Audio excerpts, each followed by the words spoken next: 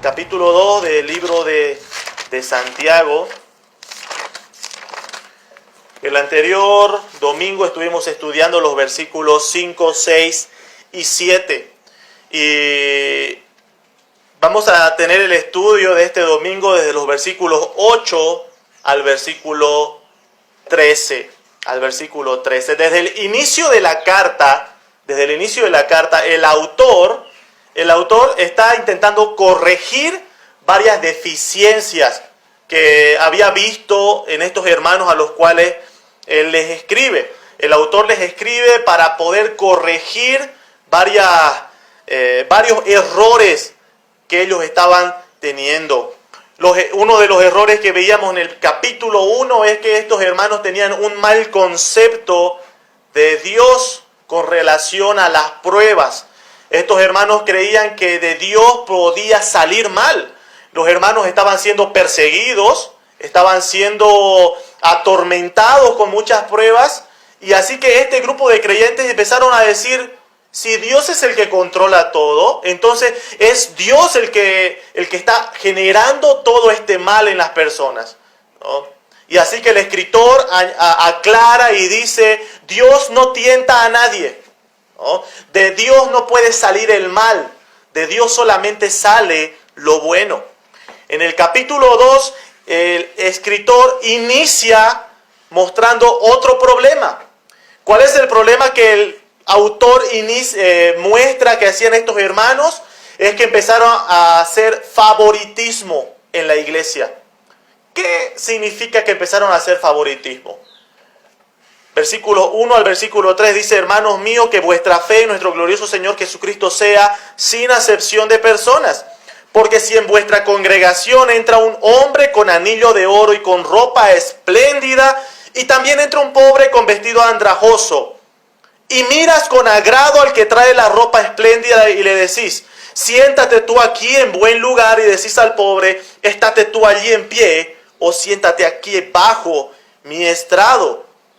¿Qué es lo que está presentando? ¿Qué era el problema que estaban haciendo estos hermanos? Es como que aquí en la reunión ahorita entra alguien con un terno y un super auto y se ve que tiene anillos de oro, y al lado entra otra persona que no tiene esa ropa y evidentemente se nota que no tiene recursos, y al que tiene recursos nosotros lo acomodamos en primer asiento y lo empezamos a ventilar para que no le haga calor, y en cambio al que no tiene recursos le ponemos una silla en el sol. Era a ese grado la distinción de personas que hacían estos hermanos. No solamente trataban súper bien al rico, sino que trataban mal al pobre. En el versículo 8 en adelante, Santiago va a dar argumentos bíblicos de por qué hacer favoritismo en la iglesia, hacer acepción de personas, está mal. Va en contra de la ley de Dios, va en contra del carácter de Dios. Así que vamos a dar lectura a Santiago capítulo 2, versículos 8 al 13. Dice, si en verdad cumplís la ley real, conforme a la Escritura, amarás a tu prójimo como a ti mismo, bien hacéis. Pero si hacéis acepción de personas, cometéis pecado y quedáis convictos por la ley como transgresores. Porque cualquiera que guardare toda la ley, pero ofendiere en un punto, se hace culpable de todos. Porque el que dijo, no cometerás adulterio, también ha dicho, no matarás. Ahora bien, si no cometes adulterio, pero matas, ya te has hecho transgresor de toda la ley. Así hablad y así haced, como los que habéis de ser juzgados por la ley de la libertad. Porque juicio sin misericordia se hará con aquel que no hiciere misericordia. Y la misericordia triunfa sobre el juicio. En este tiempo vamos a ver 3 puntos basados en estos pasajes. Punto número 1, la ley real es buena. Punto número 2, una vida conforme a la Escritura. Y punto número 3, la coherencia entre el aprendizaje de la palabra y la práctica. Vamos a ver nuestro primer punto que dice la ley real es buena, basada en el versículo 8 que dice si en verdad cumplís la ley real. Santiago empieza este versículo con esa frase, la ley real.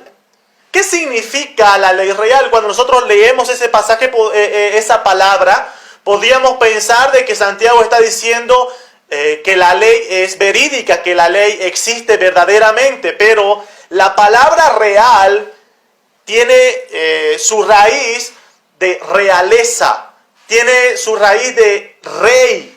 ¿Qué es lo que está diciendo Santiago cuando habla de que la ley real? Está diciendo que la ley proviene del rey. La ley proviene del rey. Y es importante esta característica, queridos hermanos, que la ley decretada, la ley que nosotros obedecemos, no es una ley decretada por cualquiera. No es lo mismo que yo decrete una ley a que la decrete alguien que tiene la autoridad para decretar leyes. Un ejemplo, nosotros aquí en la organización que se tiene en el país, yo no puedo sacar una ley para todos los bolivianos. ¿Por qué? Porque yo no tengo ninguna autoridad para poder hacerlo. Existen personas, existe la Asamblea Legislativa, que es la que hace las leyes, ¿sí? Y luego el presidente es el que las decreta. Pero ellos son los que tienen la autoridad para hacerlo. Cualquier persona no. Así que lo que da valor a la ley, a una ley, es quién la decreta. ¿Quién la decreta? Cualquiera podríamos hacer un libro que diga ley para los bolivianos o ley para los de Quillacollo, pero no tendría ningún valor. ¿Por qué? Porque no tenemos la autoridad. Lo que Santiago está diciendo, está mostrando es de quién proviene la ley. ¿Para qué? Para mostrar la importancia de la ley. Cuando dice que la ley es real, cuando dice que la ley proviene de la realeza, está diciendo que fue decretada por el rey. La Escritura nos muestra quién es el rey. En el Salmo capítulo 24, versículo 10, dice, ¿quién es este rey de gloria? Hace una pregunta, ¿quién es este rey de gloria? Y responde, Jehová de los ejércitos, Él es el rey de gloria. La pregunta es, ¿por qué Jehová de los ejércitos es el rey de gloria? El versículo 1 dice, porque de Jehová es la tierra y su plenitud, el mundo y los que en él habitan. ¿Por qué Dios es el rey de gloria? ¿Por qué Dios es el rey de todo y de todos? Porque Él es el dueño de todo. Porque dice que de Jehová es la tierra y su plenitud, el mundo y los que en él habitan. A Dios le pertenece todo y por eso Dios es el rey de todo, porque Él es el dueño de todo. Así que la palabra de Dios nos muestra quién es el rey que decreta las leyes. ¿Quién es el rey de gloria? Jehová de los ejércitos, nuestro gran Dios. Él es el rey. De Él es la ley que proviene, porque Él es el dueño de todo. Pero como si eso no fuese suficiente, la palabra de Dios también nos muestra que cuando una persona ha creído en Cristo Jesús, también pertenece a Dios. ¿Por qué? Porque le ha hecho una nueva criatura. En 1 Corintios capítulo 6, verso 20 dice, también porque habéis sido comprados por precio. Glorificad pues a Dios en vuestro cuerpo y vuestro espíritu, los cuales son de Dios. Son de Dios. Tanto nuestro cuerpo como nuestro espíritu, ¿a quién pertenece? Pertenece a Dios, porque Él nos ha comprado. Nos ha comprado. Así que tú y yo le pertenecemos. Y tiene la misma idea. Veíamos hace rato que Dios es el rey de gloria. ¿Por qué? Porque Él es el dueño de todo. Él es nuestro rey porque Él es nuestro dueño. Él es nuestro rey porque Él es nuestro dueño.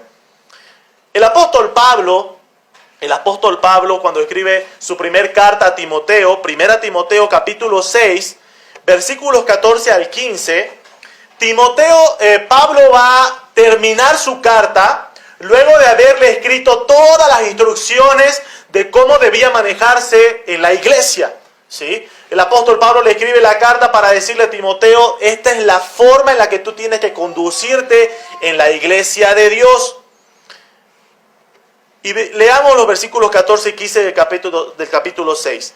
Que guardes el mandamiento sin mácula ni reprensión hasta la aparición de nuestro Señor Jesucristo, la cual a su tiempo mostrará el bienaventurado y solo soberano, Rey de reyes y Señor de señores. El apóstol Pablo termina de esta forma, está terminando de esta forma toda la instrucción que le da a Timoteo. Algunas palabras para poder aclarar. Empieza diciendo, tienes que guardar todo este mandamiento sin mácula. ¿Qué significa sin mácula? Significa sin defecto, sin contaminación.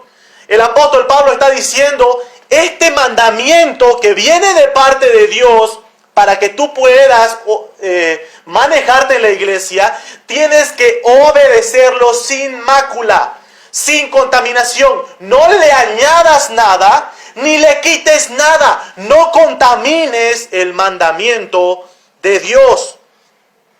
¿Por qué? ¿Por qué debía tenerle un respeto y de no tocar y no alterar el mandamiento que Dios estaba dando? Justamente porque dice, hasta la aparición de nuestro Señor Jesucristo, que es el soberano, Rey de reyes y Señor de señores.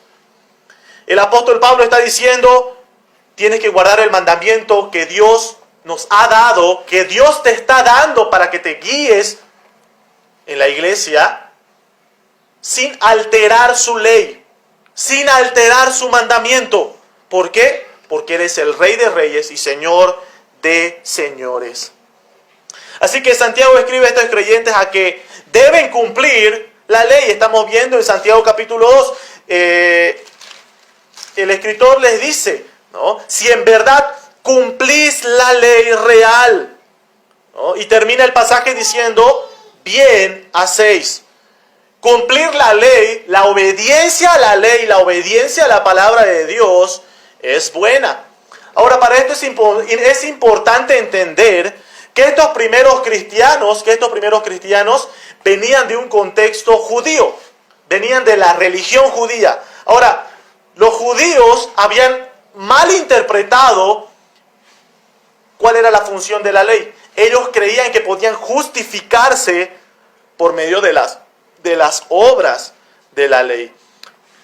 Pero cuando estos judíos escucharon el mensaje del Evangelio, que solamente somos justificados por medio de la fe en Jesucristo, gratuitamente, por gracia, no por obras, existía una tendencia de estos creyentes, de estos nuevos creyentes que salieron del judaísmo, existía una tendencia a irse al otro extremo. ¿Cuál era el otro extremo? El antinomianismo. ¿Qué significa esa palabra, antinomiano? Significa estar contra la ley. Los antinomianos eran aquellos que decían que no debían vivir obedeciendo a la ley. Que decían que no, la ley ya pasó, ya no estamos en tiempo de gracia y ahora ya no la ley. No somos salvos por gracia, podemos vivir sin obedecer la ley y aún así somos salvos. Así que lo que está haciendo Santiago es escribirle a estos creyentes diciendo, no, la obediencia a la ley es buena. ¿Por qué? Porque la ley fue decretada por Dios mismo. 1 Timoteo capítulo 1 verso 8 dice, sabemos que la ley es buena, el apóstol Pablo, si uno la usa legítimamente. La ley es buena cuando nosotros le damos el uso por el cual Dios la decretó. Para empezar, la ley no fue dada para salvar a las personas. Muchas personas hoy en día, incluso hoy en día, creen que pueden salvarse obedeciendo a la ley, ¿no? Obedeciendo los mandamientos de Dios. Tú le dices a una persona de qué forma puedes ganarte al cielo y todos responden de una forma como que, yo no soy quien para decir que me voy a ganar el cielo. Pero si obedezco, si cumplo los mandamientos de Dios, aquel día Dios va a hacer una balanza entre si hice más cosas buenas que malas, entonces entro al reino de Dios. Bueno, la ley no tiene esa función. La ley no tiene la función de salvar ni de justificar a las personas. Si nosotros creemos que esa es la función, entonces la estamos usando de forma ilegítima a la ley y nos vamos a encontrar con algo que no tiene principio ni fin. ¿Por qué? Gálatas capítulo 3, verso 11 dice, y que por la ley ninguno se justifica para con Dios, es evidente, porque el justo por la fe vivirá. ¿Cuál es la razón por la que el apóstol Pablo dice que es evidente, por la que nadie puede justificarse por las obras de la ley? Porque es evidente que nadie puede cumplirla.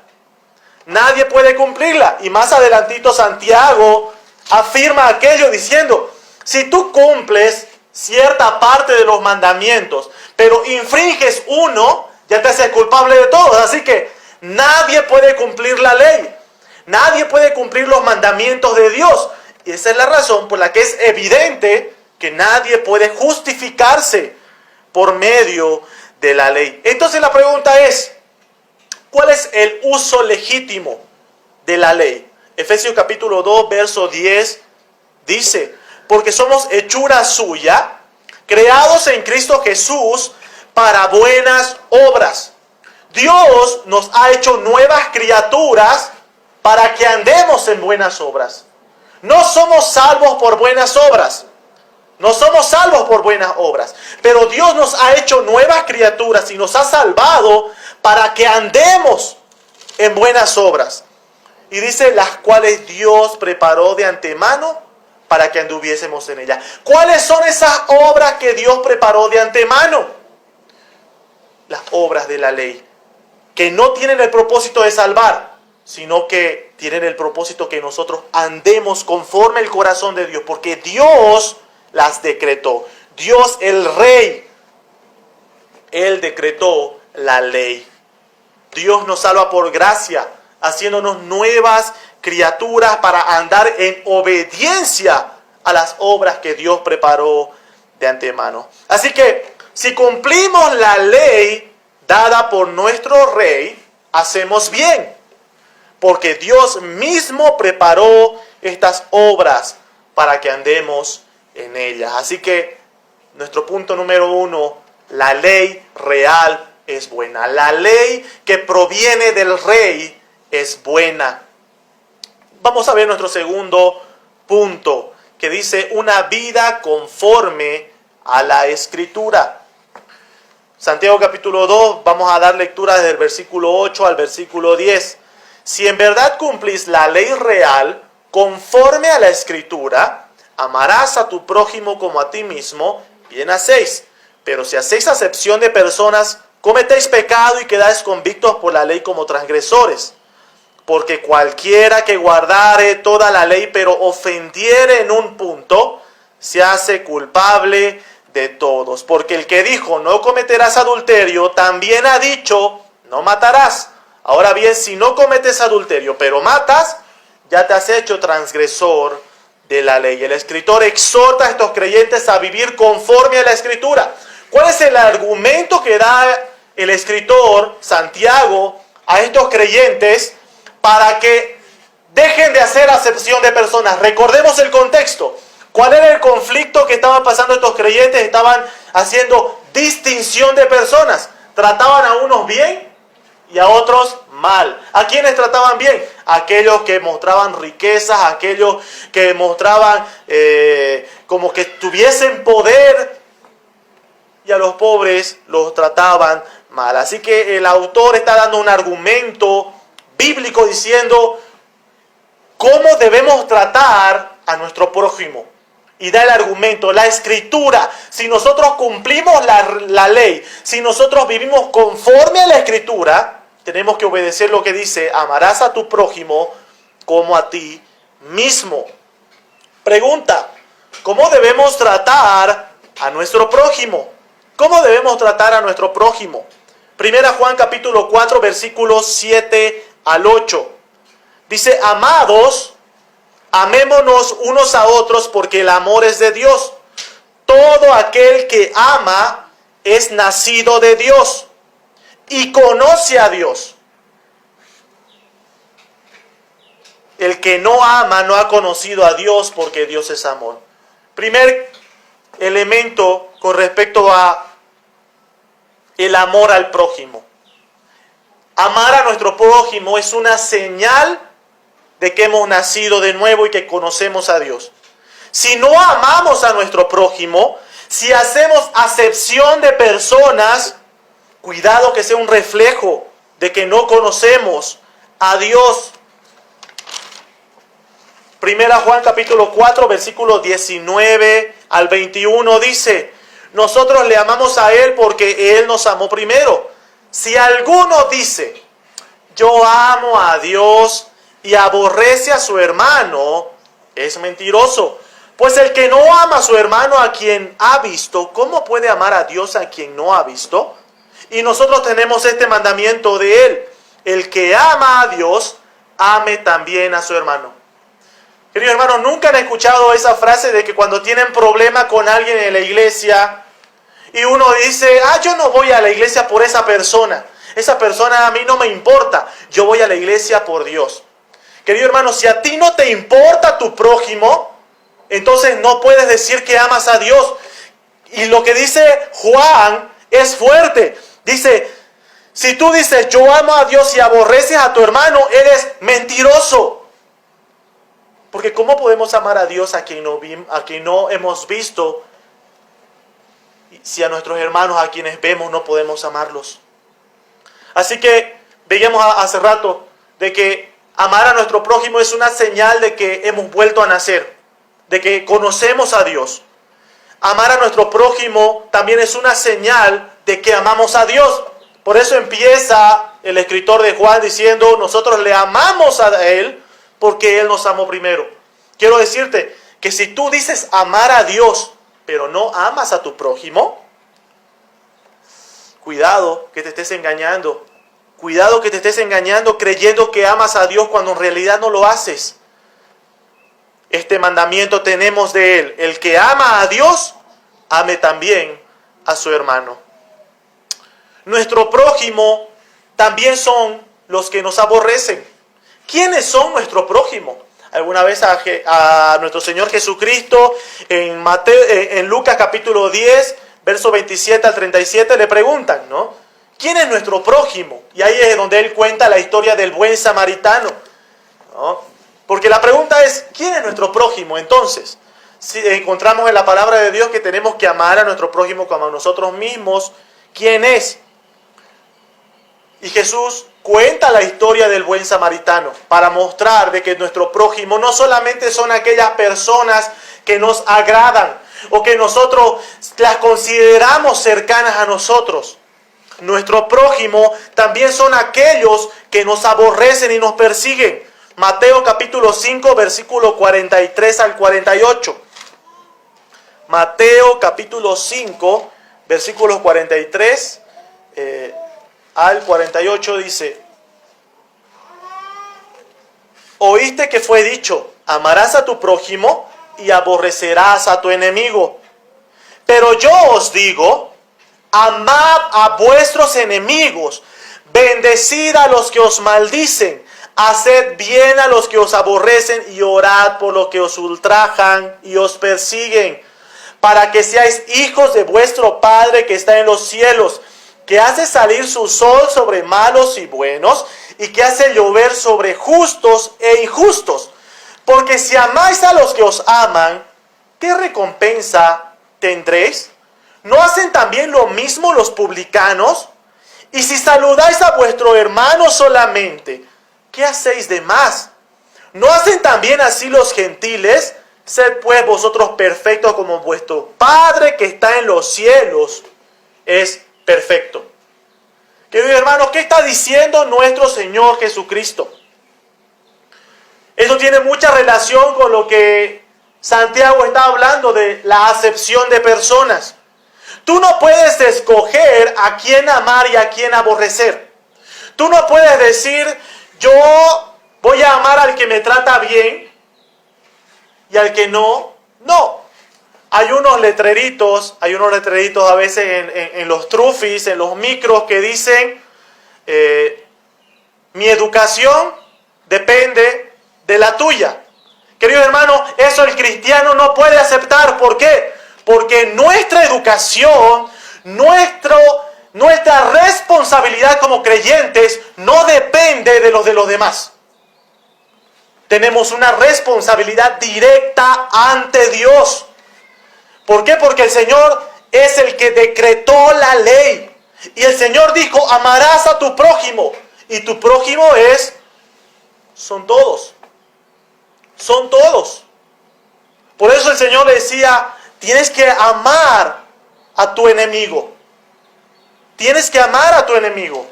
Tienes que amar al que te aborrece, al que te persigue. Y da el ejemplo. Tienes que saludar a todos. Tienes que amar sin acepción de personas. Queridos hermanos, acuérdense que lo que estamos estudiando en Santiago capítulo 2 es un problema que estaban haciendo los hermanos en la iglesia. Queridos hermanos, en la iglesia no puede haber acepción de personas. Tú no puedes tratar bien a unos y mal a otros solamente porque digas que te cae mal o porque, no sé, cualquier problema que puedas llegar a tener con esa persona. Tenemos una responsabilidad directa con Dios de amarlos, de amarlos. ¿De qué forma amamos a nuestro prójimo? ¿De qué forma podemos mostrar amor a nuestro prójimo? Bueno, hay muchos versículos que podemos anotar. Si quieren pueden anotarlo para revisar en casa. Efesios capítulo 4, versículo 32 nos dice que podemos mostrar amor al prójimo perdonándonos, siendo benignos los unos con los otros. Hebreos capítulo 10, verso 24 nos dice que podemos mostrar amor al prójimo considerándonos unos a otros. Es decir, siempre estar pendiente de los demás. Santiago capítulo 1, verso 27 nos dice que podemos mostrar amor al prójimo visitando a los huérfanos y a las viudas, visitándonos los unos a los otros. Santiago capítulo 5, verso 16 nos dice que podemos considerarnos los unos a los otros orando. Orando. El apóstol Pablo le escribe tanto a Timoteo como a Tito que esté dispuesto a ayudar a los necesitados, sirviendo unos a otros.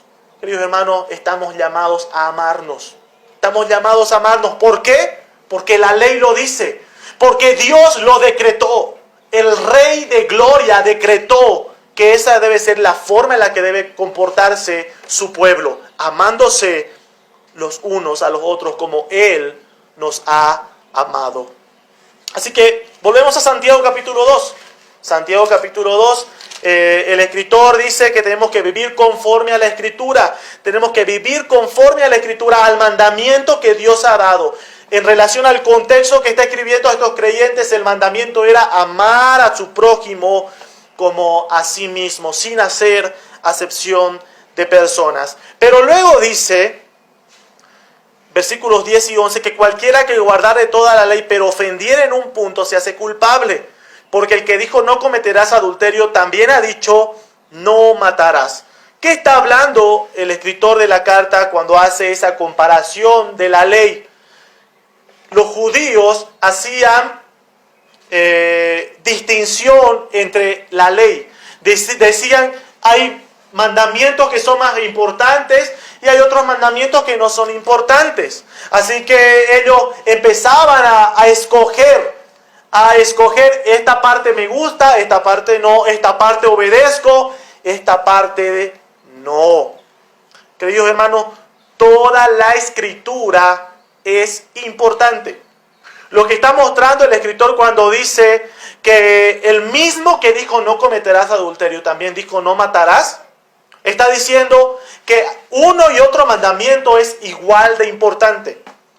Eso que nos muestra que toda la ley de Dios, toda la escritura es importante.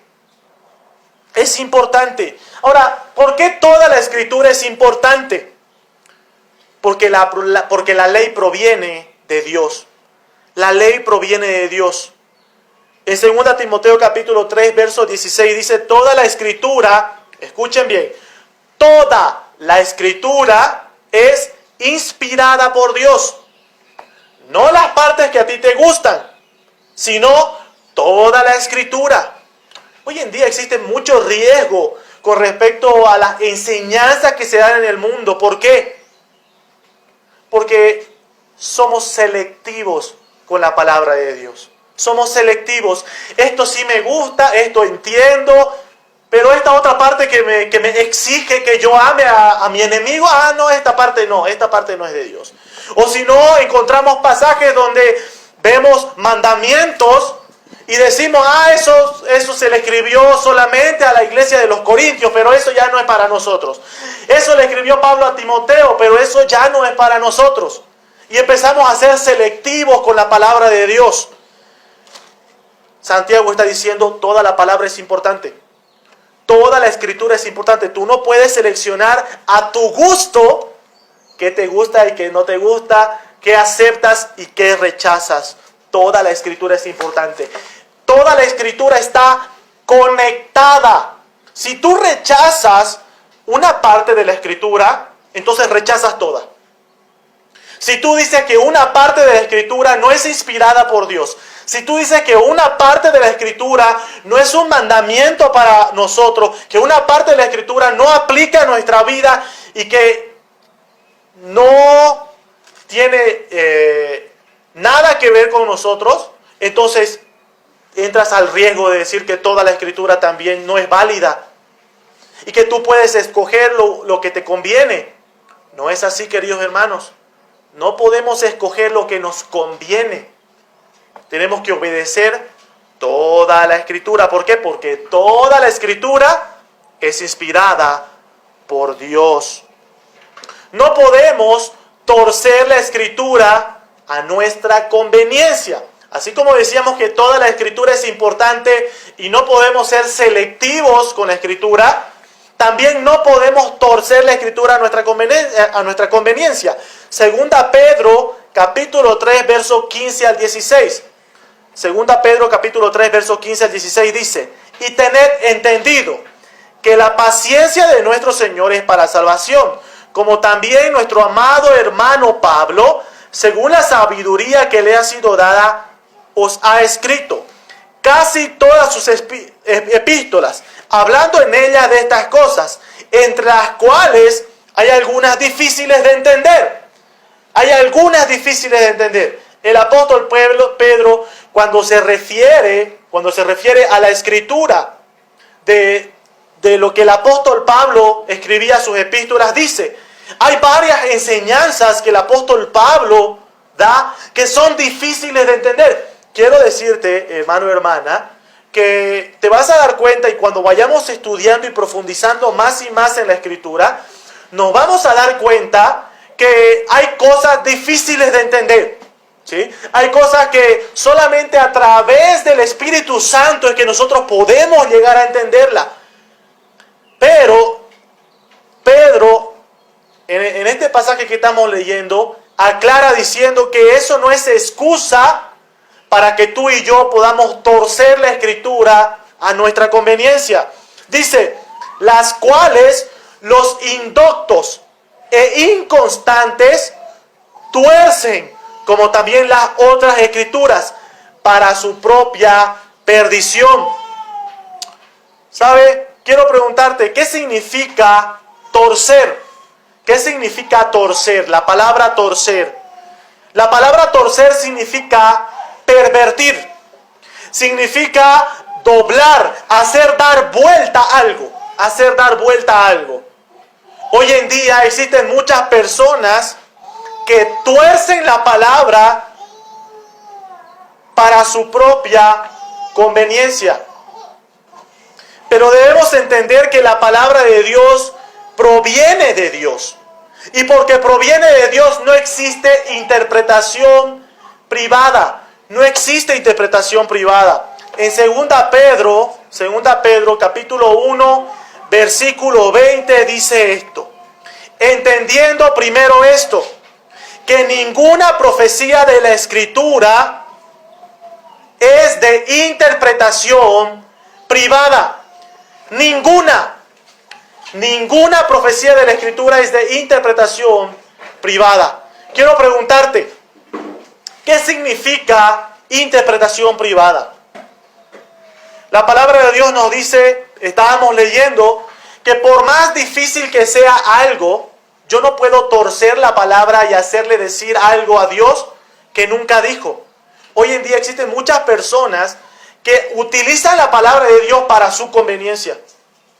Están los famosos predicadores del Evangelio de la Prosperidad, que utilizan la palabra de Dios ¿para qué? Para enriquecer sus bolsillos. Es por eso que encontramos en la palabra de Dios la exhortación que dice que hay muchos que hacen mercader con la palabra de Dios, torciendo, tergiversando, haciéndole decir cosas a Dios que nunca dijo. Que tú quieres ganar bendición, mientras más coseches, mientras más dinero des, entonces más bendición. Eso es torcer la palabra de Dios para buscar tu conveniencia. De igual forma, tú puedes hacer esa torcedura de la palabra de Dios en lo que lees. Si tú lees y no entiendes algo, no puedes darle tú tu propio significado a la palabra de Dios. Queridos hermanos, cuando la palabra de Dios dice que no existe interpretación privada, significa que yo al leerla, no es que yo le doy el significado que a mí me parece, sino que la Biblia tiene un significado, una interpretación. ¿Por qué? Porque viene del corazón de Dios. Y la palabra de Dios nunca vino por voluntad humana, sino que siempre, desde el inicio, fue traída por voluntad divina. ¿Por qué? Porque fue inspirada por Dios. Y si fue inspirada por Dios, entonces hay que buscar cuál es el significado que Dios está dando a su palabra. Habíamos visto, toda la Escritura es importante. Toda la Escritura es importante.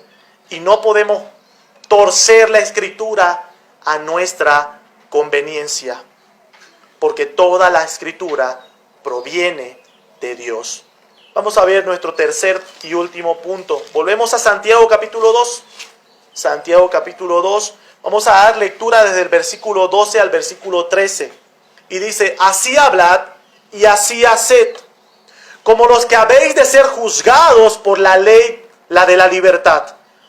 Porque juicio sin misericordia se hará con aquel que no hiciere misericordia, y la misericordia triunfa sobre el juicio. El escritor empieza el versículo 12 diciendo, así hablad y así haced. Tiene que haber una coherencia entre el aprendizaje de la palabra y la práctica. No podemos separarla. Es por eso que el escritor dice, lo que tú hablas, tienes que hacerlo también. Tienes que hacerlo también. Es lo que nosotros conocemos. Tienes que vivir lo que predicas.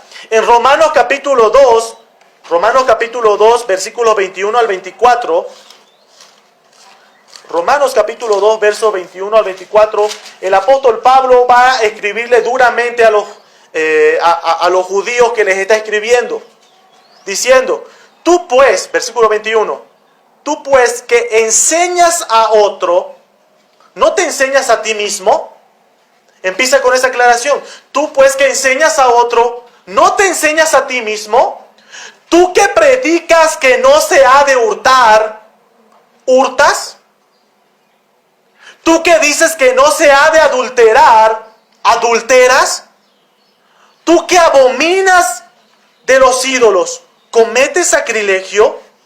Tú que te jactas de la ley, con infracción de la ley deshonras a Dios, porque como está escrito, el nombre de Dios es blasfemado entre los gentiles por causa de vosotros. Qué pregunta fuerte es la que hace el apóstol Pablo. ¿Tú qué enseñas? ¿Tú qué predicas? ¿Haces lo mismo? Quiero decirte, una de las cosas difíciles que siempre escucho es lo complicado que es hablarle del evangelio a la familia, ¿verdad? Hablarle del evangelio a las personas más cercanas, a las personas que conocemos. La pregunta es ¿por qué? Porque ellos nos conocen. Y muchas veces ellos son los que nos evidencian que lo que yo predico a veces no lo vivo. El apóstol Pablo está diciendo en Romanos capítulo 2, tú que enseñas no ha de hurtar, ¿hurtas? Tú que predicas, estamos hablando de la importancia de obedecer la Escritura y tú no la obedeces.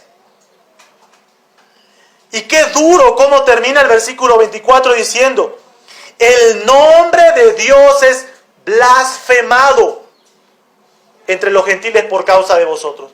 Queridos hermanos, cuando nosotros no vivimos lo que predicamos, el nombre de Dios es blasfemado por nuestra culpa. Tenemos que vivir lo que predicamos. ¿O nunca te han dicho en casa, cuando reaccionas mal, a eso vas a la iglesia? ¿Eso aprendes en la iglesia? Eso, queridos hermanos, se convierte en un estorbo al evangelio. Tenemos que vivir lo que predicamos. Por eso Santiago dice, así hablad y así haced. El Señor Jesucristo en Mateo capítulo 23, verso 27, les decía a los fariseos, y escuchen, ¡ay de vosotros, escribas y fariseos, hipócritas! Porque sois semejantes a sepulcros blanqueados, que por fuera a la verdad se muestran hermosos, mas por dentro están llenos de huesos muertos y toda inmundicia. Queridos hermanos, si nosotros no vivimos lo que predicamos, ¿qué somos? Hipócritas. Somos hipócritas. ¿Quiénes eran los hipócritas? ¿Qué significa ser hipócrita? Bueno, en Grecia los hipócritas eran los actores. Eran actores que representaban obras teatrales con una máscara y a ellos se conocían como hipócritas. Actores. Querido hermano, si tú no vives lo que predicas, eres un actor. Eres alguien que simplemente está actuando, pero que no está viviendo su vida realmente. Una vida que agrade a Dios realmente. Hermanos, de nada sirve que tengamos conocimiento. Y de nada sirve que por fuera aparentemos religiosidad si nuestra vida no acompaña lo que hablamos. Santiago recuerda que Dios juzgará. Él es quien conoce verdaderamente nuestro interior. Volvemos a Santiago capítulo 2. Y dice, así hablad y así haced, como los que habéis de ser juzgados. Querido hermano, nosotros podemos engañarnos a nosotros mismos. Podemos engañar a las personas, pero a quien no podemos engañar es a Dios. Es por eso que el apóstol Pablo en Gálatas, capítulo 6, dice, no os engañéis, Dios no puede ser burlado. Todo lo que el hombre sembrare, eso también segará. ¿Sabes? Tú puedes engañarnos. Engañar a los hermanos con una aparente religiosidad. Puedes engañarte a ti mismo. Pero no puedes engañar a Dios. Dios no puede ser burlado. Y Santiago está diciendo, vivan una vida coherente entre lo que predican, entre lo que dice la Escritura y lo que viven. Amarás a tu prójimo como a ti mismo, dice la Escritura. Predicamos eso, pero si llega alguien a la iglesia y yo hago acepción de personas, entonces, ¿dónde está lo que estoy predicando? Tengo que ser obediente. Tiene que haber una coherencia entre lo que predico, entre lo que aprendo y entre lo que vivo. No puedo hacer una separación. Santiago capítulo 2, verso 13 termina diciendo: porque juicio sin misericordia se hará con aquel que no hiciere misericordia, y la misericordia triunfa sobre el juicio. En el verso 4 del capítulo 2, Santiago, al ejemplo que relata en los primeros versículos del capítulo 2, termina con una pregunta en el versículo 4 diciendo: ¿no hacéis distinciones entre vosotros mismos y venís a ser jueces con malos pensamientos? Lo que Santiago está diciendo en el versículo 13 relacionado a ese mal juicio que estaban teniendo estos hermanos. Estos hermanos estaban haciendo un mal juicio con respecto a las personas. A algunos trataban bien, aquellos que tenían riquezas, aquellos que mostraban ser ostentosos en su ropa, y hacían un mal juicio, que al pobre, al que no tenía, lo trataban mal. Así que Santiago les dice: ustedes son jueces con malos pensamientos. Y termina el versículo 13 por eso diciendo: juicio sin misericordia se hará con aquel que no hiciere misericordia. Queridos hermanos, ¿qué es lo que Santiago quiere hacerles recordar a estos creyentes mediante esta exhortación? Es recordar que nosotros tenemos el privilegio de estar aquí solamente por misericordia. Tú y yo no merecemos nada de parte de Dios. Y si merecemos algo de parte de Dios, ¿sabes qué es? Juicio y castigo por nuestro pecado. Eso es lo que merecemos. Pero Dios nos ha dado su gracia y su misericordia. Misericordia. ¿Qué significa misericordia? ¿Qué significa misericordia? Tener compasión. Dios nos miró con compasión. Dios nos miró con compasión. ¿Por qué Dios nos miró con compasión? Porque tú y yo, delante de Él, no podemos ni podíamos hacer nada. No podíamos hacer nada. La palabra de Dios dice que estábamos muertos en nuestros delitos y pecados. Muertos en nuestros delitos y pecados. El destino que merecía todo ser humano era el juicio de Dios. Pero cuando Dios nos miró y tuvo compasión, misericordia. Mateo capítulo 18. Mateo capítulo 18, versos 23 al 33.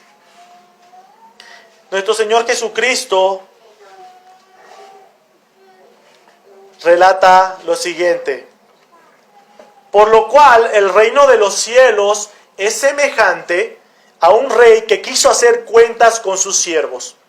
Y comenzando a hacer cuentas, le fue presentado uno que le debía 10,000 talentos.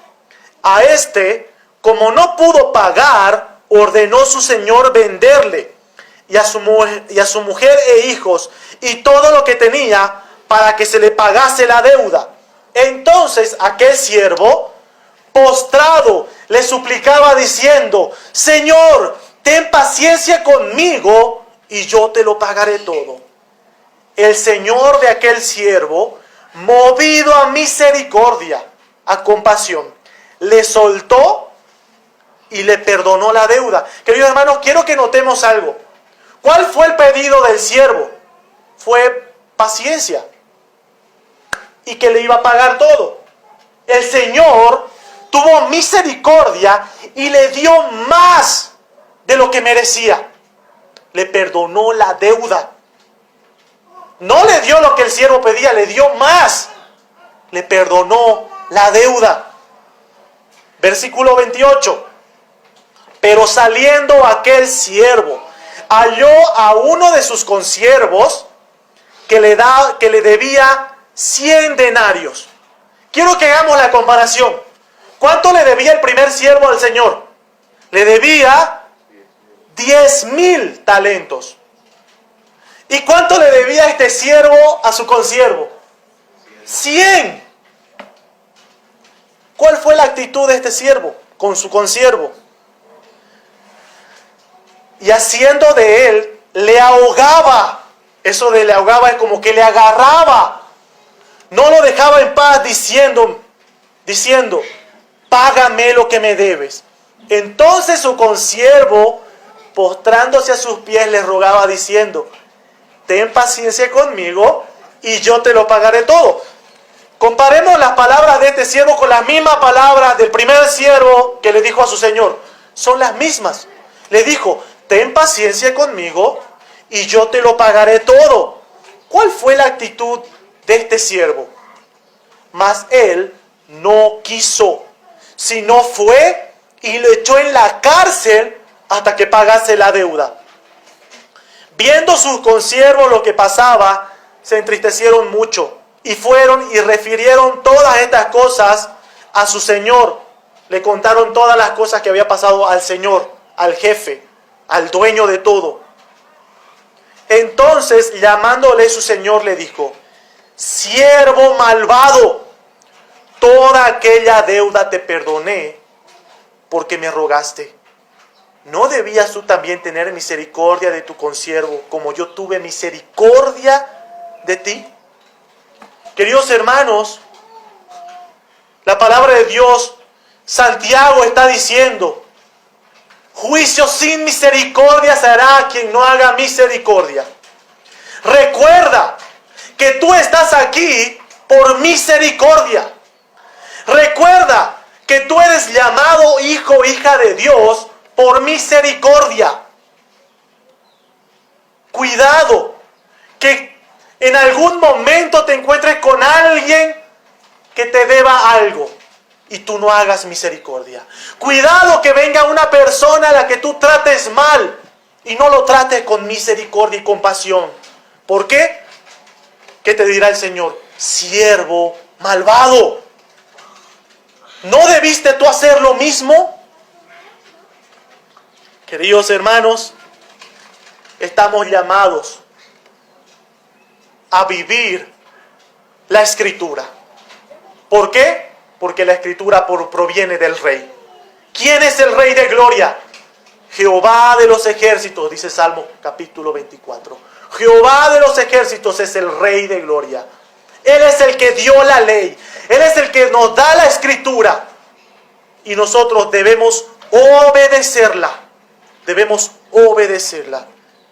Quiero terminar este tiempo diciéndote que si tú en este tiempo por primera vez escuchas que hay misericordia y perdón para el pecador, quiero decirte que sí, sí lo hay.